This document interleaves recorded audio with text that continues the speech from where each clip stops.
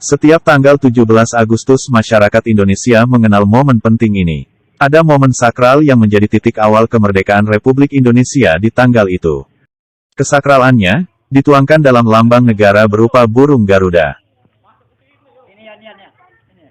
Tradisi yang muncul setiap 1 tahun sekali itu, selain upacara bendera detik-detik proklamasi, masyarakat juga memeriahkannya dengan berbagai lomba yang menghibur.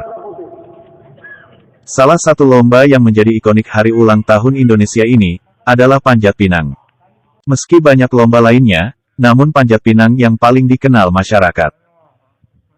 Lomba Panjat Pinang sudah lama menghibur masyarakat di setiap ulang tahun kemerdekaan.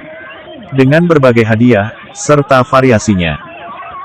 Namun, bagaimana sejarah Panjat Pinang yang hingga saat ini masih dimainkan, bahkan menjadi tradisi tertua di Indonesia saat ini? Berikut sejarah awal lomba yang selalu dinantikan masyarakat. Jangan lupa subscribe, like and share. Panjat Pinang salah satu tradisi tertua dan paling populer di Indonesia. Karena, permainan tersebut sudah ada sejak masa kependudukan Belanda di tanah air. Permainan ini sudah ada sejak 1930. Namun yang membedakan terletak momen dan tanggal pelaksanaan. Di zaman Belanda, Panjat Pinang untuk memperingati hari kelahiran Ratu Belanda Wilhelmina Helena Pauline Marie van Oranje-Nassau. Pelaksanaannya setiap tanggal 31 Agustus. Saat perayaan itu, masyarakat diminta untuk melakukan berbagai perayaan, seperti festival, karnaval, hiburan, pasar kaget, dan wayang. Termasuk salah satunya lomba Panjat Pinang. Perayaan ini berlaku di negara jajahan Belanda. Di era kolonial, Panjat Pinang disebut orang Belanda dengan sebutan deklimas, yang artinya memanjat tiang.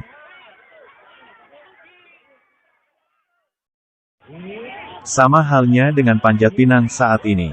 Hanya yang membedakannya terletak pada hadiah yang digantung di atas pohon pinang. Di zaman itu, hadiah yang disiapkan berupa bahan makanan, seperti beras, tepung, roti, keju, gula dan pakaian. Barang-barang ini dinilai mewah oleh warga pribumi kala itu. Tapi sekarang ini, hadiah yang disiapkan berupa makanan ringan, pakaian, serta uang tunai. Namun, hadiah cenderung bukan menjadi tujuan. Para peserta hanya mencari kesenangan dalam memeriahkan ulang tahun kemerdekaan, sekaligus menyuguhkan tontonan tradisional. Sistem permainan serta konsep pohon pinangnya juga sama. Pohon pinang setinggi 5-9 meter, yang dilumuri oli atau gemuk. Permainan juga beregu, agar lebih mudah bekerja sama. Panjat Pinang di era penjajahan Belanda, jadi tontonan para menir Belanda. Mereka akan bersorak-sorai, tak kala masyarakat yang bermain Panjat Pinang merosot dari tiang.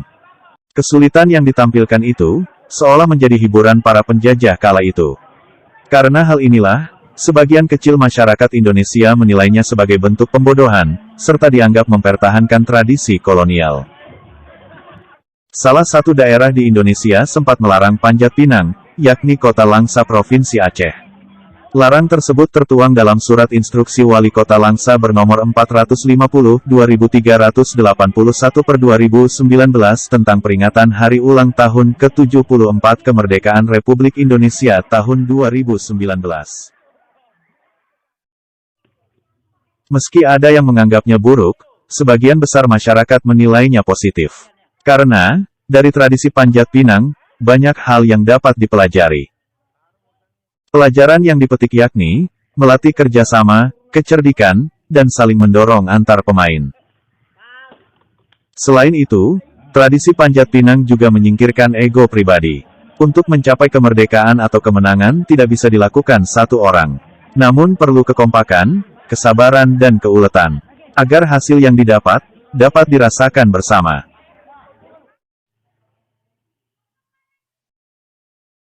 Panjat Pinang sangat populer di China Selatan. Panjat Pinang dikenal dengan Qianggu. Qianggu pertama kali muncul pada zaman dinasti Ming pada tahun 1368 sampai tahun 1644. Perlombaan tersebut sempat dilarang ketika dinasti Qing berkuasa pada tahun 1636 sampai tahun 1912, karena memicu banyak korban jiwa. Ketika Jepang menguasai Taiwan pada 1895, Panjat Pinang menjadi populer pada Festival Hantu yang merupakan acara tradisional tahunan.